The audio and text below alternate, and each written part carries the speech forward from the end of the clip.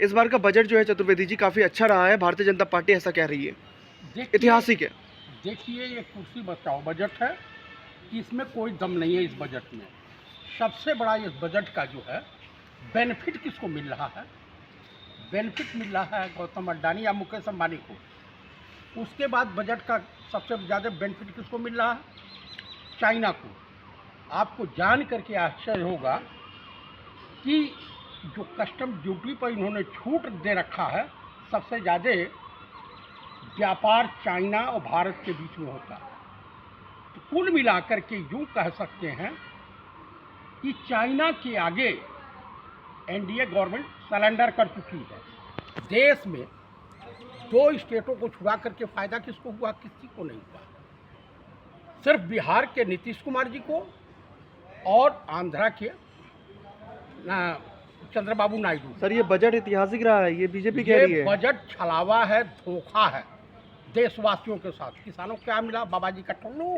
किसानों को भी लाखों पार है उनका वो। मैं आपको बता रहा हूँ, शिक्षा एग्रीकल्चर में, शिक्षा पे सबसे कम बजट हुआ, स्वास्थ्य पे सबसे कम बजट हुआ, डिफेंस में तो ज़्यादा हुआ ना सर। डिफेंस में ज़्यादा हुआ है।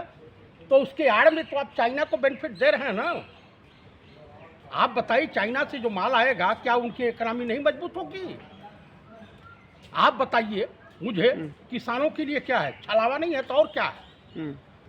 आप बताइए विद्यार्थियों के लिए। अब बिहार का देख लीजिए, बिहार को कितना कुछ मिला है, 26,000 करोड़ का रोड इंफ्रास्ट्रक्चर मिला है। भाई साहब, उस रोड को बनाने से क्या फायदा जो 6वें महीने बाद लुढ़क जाए? 2 पुल मिले गंगा नदी। अरे भाई, पुल 6 महीना साल भर नहीं चलेगा। आपको पता है कि एक ट्रेन आ रही थी और उसका ड्राइवर भीग रहा था, वहाँ पानी छू रहा था, एक हाथ में छाता था और दूसरे हाथ से मतलब ट्रेन ड्राइव कर रहा था। कोई भी घटना घट सकती है। आप बताइए, बिहार में 18-20 दिन के अंदर 15 पुल गंगा में छलांग लगा चुके नदियों में। तो ये सबसे ज़्यादा फेलुअर है, नहीं तो और क्या है?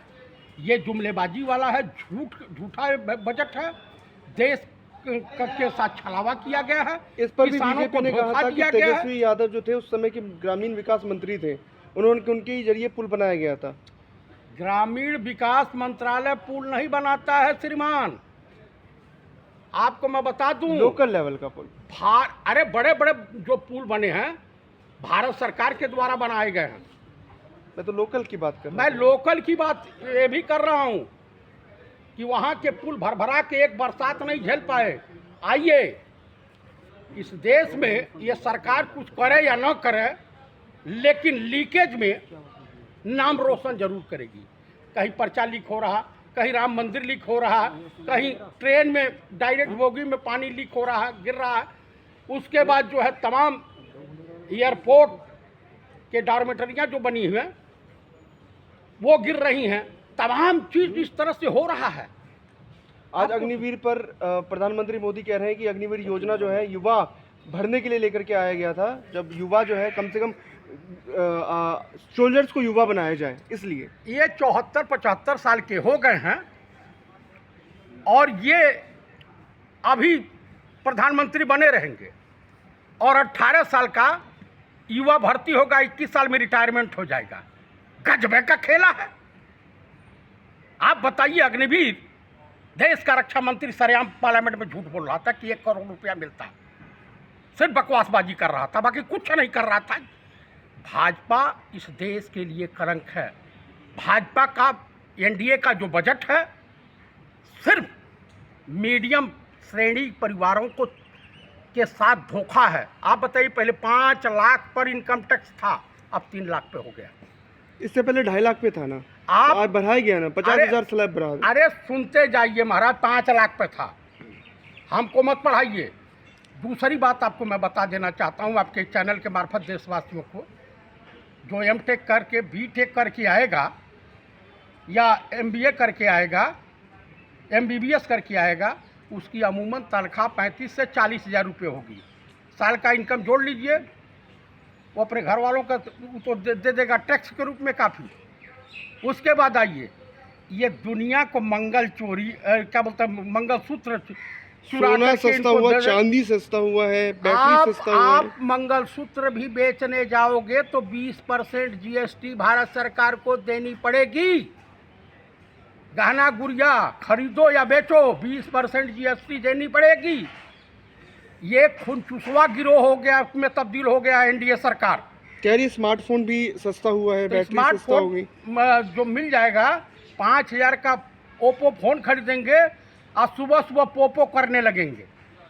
तो कुल मिला करके ये भारत सरकार इस देश की मीडियम श्रेणी परिवारों का, किसानों का, बेरोजगार नौजवानों का खून चूसने का काम कर रही है, बाकी कुछ नहीं कर रही है। अभी जो टैक्स लगेगा ना 25%, बुखार आपका भी उतर जाएगा और सबका देशवासियों का, और जितना अंधभक्ति का भूत है सब उतर जाएगा। आप महंगाई पर चर्चा करने में प्रधानमंत्री को जो है नानी याद आ जा रही है, पतलून गिली हो जा रही है। निर्मला सीतारमण कहेगी मैं तो लहसुन प्याज नहीं खाती हूँ, मुझे क्या रेट मालूम। अरे क्या तुम सोना का भस्म खाती हो? खाती हो तो क्या खाती हो? इस बजट की पूरी जो है इसकी कहानी सिर्फ पंडित राहुल गांधी के अलावा किसी को नहीं मालूम। जो प्रेस कॉन्फ्रेंस किया था माननीय चिदम्बरम साहब ने, उन्होंने बखूबी इस पे ज्ञान दिया था। देश की जनता को पढ़े लिखे लोग समझ में नहीं आते हैं, तो इसमें किसी का क्या दोष है? भाई अनपढ़ है, जाहिल चाहिए तो लोग देश का प्रधानमंत्री मिला हुआ है। कांग्रेस ने यह भी कहा कि कॉपी किया है कुछ बजट में। देखिए कांग्रेस में भी कुछ स्लीपर सेल मौजूद हैं जो रटी रटाई बात बोलने हैं। अरे उनको सीधे कहना चाहिए कि चाइना को खुश करने वाला बजट है, उद्योगपतियों को खुश करने वाला बजट है, किसानों के साथ धोखाधड़ी है। अग्निवीर पर चर्चा कर रहे थे। आप बताइए, आप शहीद का दर्जा नहीं, 21 साल का जवान मरने जाएगा? आप 74-75 साल के होकर के मलाई काटो और देश का नौजवान और किसान मरने जाएगा बॉर्डर पर। अभी आपको नहीं दिखाई दिया है? पंजाब या हरियाणा में एक अग्निवीर आया, छुट्टी गया ही नहीं और गिरोह बना करके राहजनी करने लगा, पकड़ा गया। अभी सेना को जवान बनाने का काम कर रहे हैं योगी मोदी जी। कुछ नहीं। देखिए उन देशों की ये नकल कर रहे हैं जहाँ की जनसंख्या 2-4 करोड़ से अधिक नहीं है, उन्हीं का नकल कर रहे हैं। इस देश की 140 करोड़ जनता है, यहाँ की 80% आबादी कृषि पर निर्भर करती है। तो आप 80% के पीठ में खंजर घोंप करके 20% वालों को खुश रखना चाहते हो? किसानों के साथ एक छलावा। आपको बताऊं, पंडित राहुल गांधी ने किसानों के साथ पार्लियामेंट में बुला करके वार्ता किया कि हम आपकी लड़ाई लड़ेंगे। बेरोजगार नौजवानों की लड़ाई लड़ रहे हैं, आम पब्लिक की लड़ाई लड़ रहे हैं। आई धर्म की आड़ में देश को झुंझुना पकड़ा रहे हैं।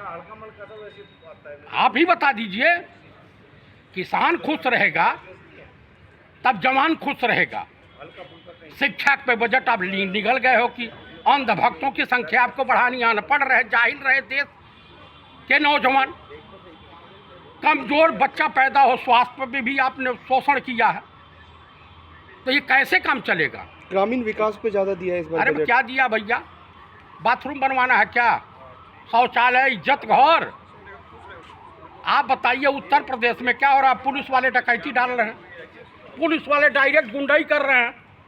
आराम राज है योगी का, मुख्यमंत्री खुद गुंडा है, तो पुलिस को भी गुंडों के भेष में वसूली गिरोह बना दिया है। भाई उनके डीआईजी, एडीजी, बलिया के एसपी हटाएगा, कहीं मीडिया में चर्चा है? एसी जो सीओ सस्पेंड किया गया है, एसएचओ सस्पेंड किया गया है। गुंडा बोल रहे हो आप? गुंडा बोल रहे हो? अरे गुंडा नहीं तो और क्या बोले? आप बताइए कि जिस पार्टी का मुख्यमंत्री और सरकार एक सजायाफ्ता के लिए क्षमा याचना गवर्नर की वहाँ सरकार लगावे, एक वो भी एक विधायक की हत्यारे को, तो ये बड़ी सोचने वाली। इलाहाबाद के कांवरिया हैं, बावरिया, वो आजीवन सजा काट रहे हैं। पंडित जवाहर लाल यादव की हत्या में, और उनके लिए क्षमा याचना लगा दी गई है राज्यपाल के वहाँ कि इनको माफ़ कर दिया जाए। बड़े अच्छे व्यक्ति हैं, चरित्रवान हैं। जैसे आसाराम या राम रहीम को पेरोल मिल जाता है भाजपा सरकार में। तो ये कुल मिलाकर के भाजपा और संघ परिवार इस देश का हितैषी कभी नहीं रहा है। देश को गुलाम बनाने के चक्कर में है, देश को अनपढ़ और जाहिल बनाने के चक्कर में है। हाँ, अनपढ़ रहेगा हिंदुस्तान, तभी ये संघी राज कर पाएंगे। ठीक है।